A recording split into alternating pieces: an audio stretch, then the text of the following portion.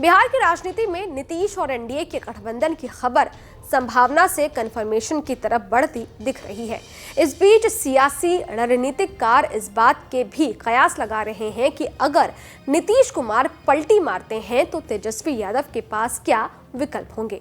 दरअसल सीटों के गणित के हिसाब से आरजेडी ही सबसे बड़ी पार्टी है। तेजस्वी के पास 79 सीटें, एनडीए के पास 74 और जेडीयू के पास 45 सीटें हैं।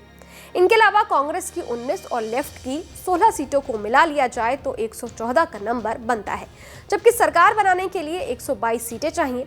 अब एआईएम का भी एक विधायक है जो अगर आरजेडी के साथ मिलता है तो 7 सीटें और चाहिए होगी।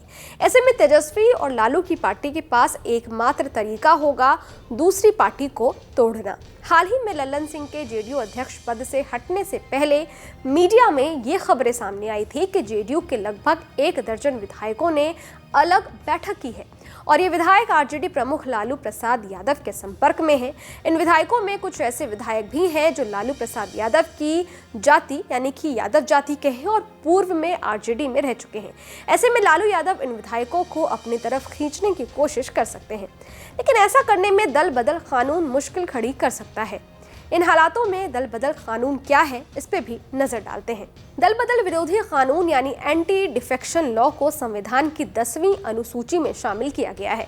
अनुसूची के दूसरे पैराग्राफ में दल बदल कानून के तहत किसी विधायक या सांसद को अयोग्य करार दिया जाने का अधिकार साफ किया गया है।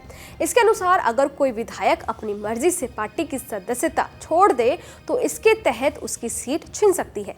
अगर कोई विधायक या सांसद जानबूझकर सदन में होने वाले मतदान से अनुपस्थित रहता है या फिर पार्टी द्वारा जारी व्हिप के खिलाफ जाकर वोट करता है तो उसे अपनी सीट गंवानी पड़ सकती है। अनुच्छेद 2.2 में कहा गया है कि कोई भी सदस्य एक निश्चित राजनीतिक दल के प्रतिनिधि के रूप में चुने जाने के बाद यदि वो चुनाव के बाद किसी अन्य राजनीतिक दल में शामिल हो जाता है तो उसे अयोग्य घोषित कर दिया जाएगा। हालांकि इसमें यानी एंटी डिफेक्शन लॉ में कुछ अपवाद भी हैं, यानी इस स्थिति में सांसदों और विधायकों को दल बदल विरोधी कानून का सामना नहीं करना पड़ेगा।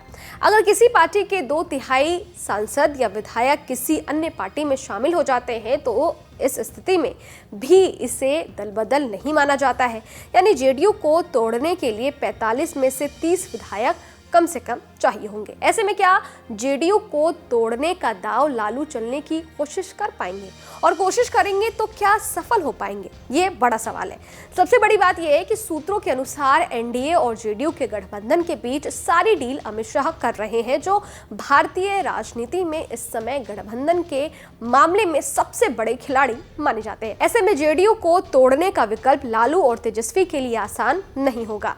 सियासी जानकार भी मान रहे हैं कि इसकी संभावना बेहद कम है, लेकिन राजनीति में सब कुछ संभव नहीं है। ये बात आप भी अच्छी तरीके से जानते हैं। ये खबर लिखी है मेरे साथी अपूर्व श्रीवास्तव ने।